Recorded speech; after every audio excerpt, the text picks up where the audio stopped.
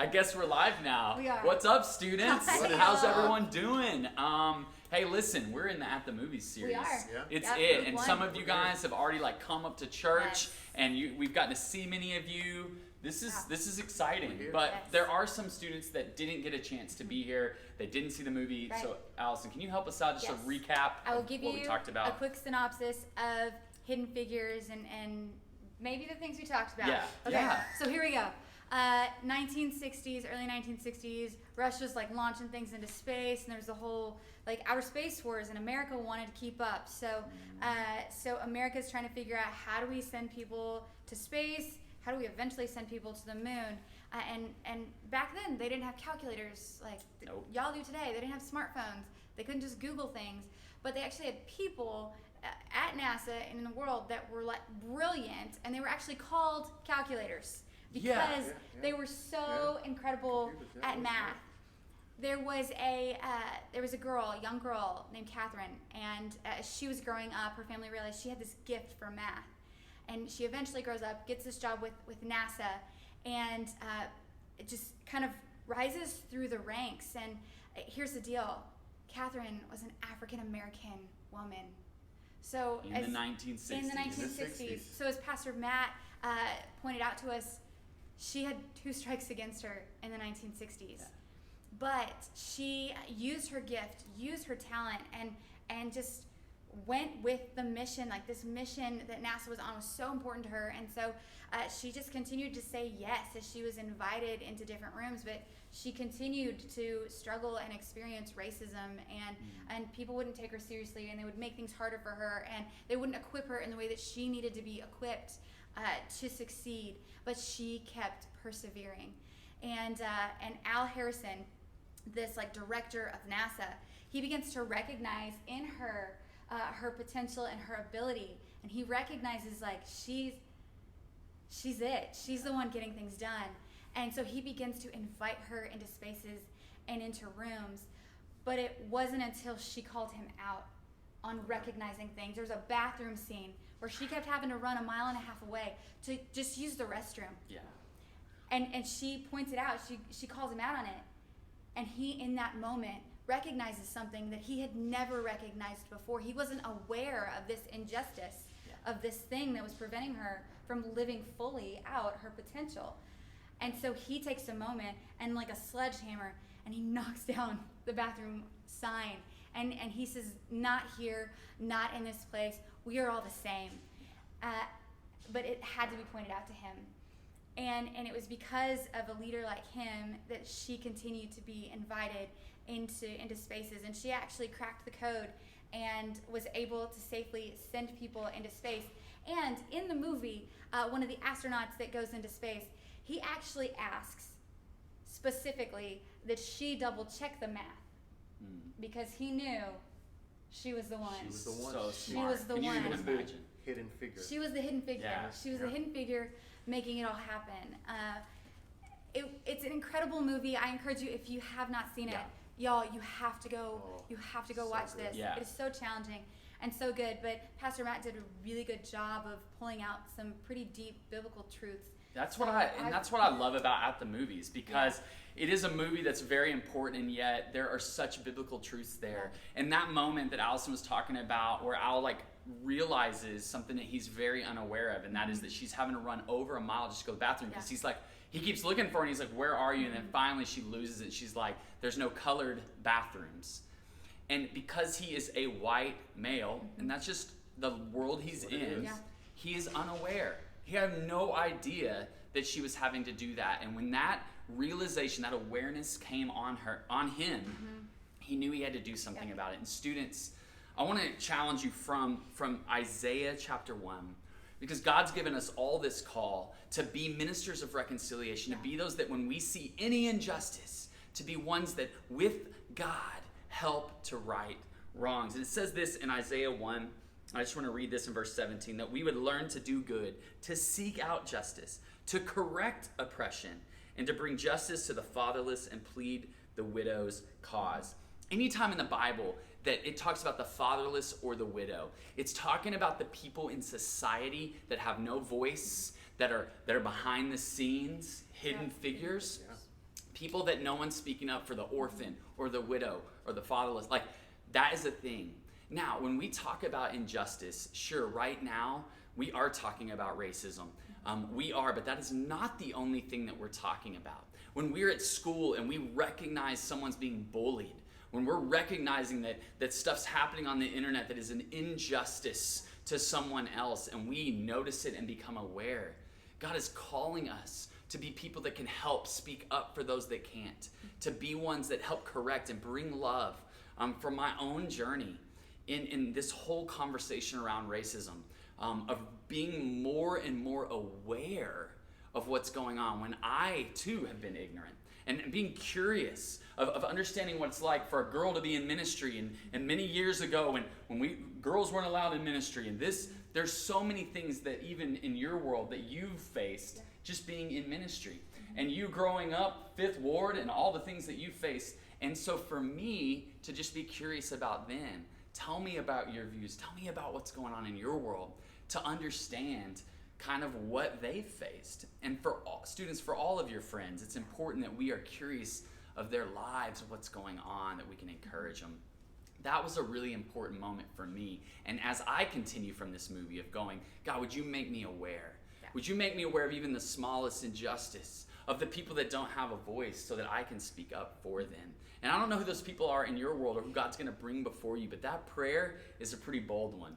To ask God to make you aware of injustice around you. It's like he opens my eyes, and I know even over the last few months, he's done that in my life so much. So, Floyd, what was something from this movie that really... I'm going to come out and say it. Like, for me, the movie was an extremely emotional movie, from every scene, from the restroom scene to the running to the restroom a mile and a half, to coming into the office and having a separate coffee pot. Like, so many things to unpack there, right? But what stood out to me the most was persevering through no matter what. Yeah. And one thing that Pastor Matt did touch on, and I just want to share this with you guys, was Galatians 25 through 29 real quick. But now you have arrived at your destination. By faith in Christ, you are in direct relationship with God. Your baptism in Christ was not just washing you up for a fresh start. It involved dressing you in an adult faith wardrobe. Christ's life, the fulfillment of God's original promise. Like, I'm going to pause right there, and we're just at verse 27. And it's just waking up every day, making that conscientious decision to put on this Christ-like wardrobe. And then what does that portray? At the end of the day, I don't care what, I love you. But I don't do it for Pastor Stephen. I don't do it for Allison. I don't do it for Kiki Nim. Like, I do it because at the end of the day, I'm putting on my Christ-like wardrobe, and I know I'm going to run on, and I'm going to see what the end's going to be. Like, persevering through regardless of the name calling, regardless of the bullying, regardless of, the injustice that you see, that you face. Pause moment. The movie covered big sexism too. Yeah. Because it was like you said, it was 2 strikes already. Yeah. So then regardless of the sexism that's, it wasn't that long ago. Yeah. Like maybe 55 years ago. Yeah. Like some of our parents are 50. Some of us are 55. Not quite. Not quite. All right. But no, as I pick back up in Galatians 3, it closes out in 28 and says, in Christ's family, there can be no division into Jew and non-Jew, slave and free, male and female. Among us, you are all equal. That is, we are all, and that's what we all have in common. And one thing is the relationship with Jesus Christ. Right. Yeah. Like, that was, reading that, honestly, is like the Bible version of the mic drop. Like, that's what it is to me. Like, there's no separation there. There's no, hey, listen, I'm a cool kid. I'm the cool kid at the table, and they're not. I'm not going to isolate myself with them, because at the end of the day, I woke up. I chose to put on this Christ-like robe, and I'm going to look beyond to see the hidden figures. No pun intended. Yeah. To me, that's the point here, is that we're all on the same playing field. We are all extremely valuable to God. Yeah. And so that means 2 things. That means you are extremely valuable to God. That God has purpose, and he wants to call you to mission. That he has things for you, that as we clothe ourselves in Christ, that Christ is actually calling us to these things. To love well, to love all, not to just label people, put people in boxes, oh, they're this or they're this, but to be curious and accepting and loving of all people, that they might know Christ. Yeah. But it means a second thing. It means that the people around us are extremely valuable. And I just said it, but But we do have this tendency, and I'll use an I statement. This is small group. That's right. Yeah, this is safe Even place. I have an ability in me that I just classify someone. Oh, they're this or they're that. I do that with my friends. Oh, he's done that to me before. And that is not true.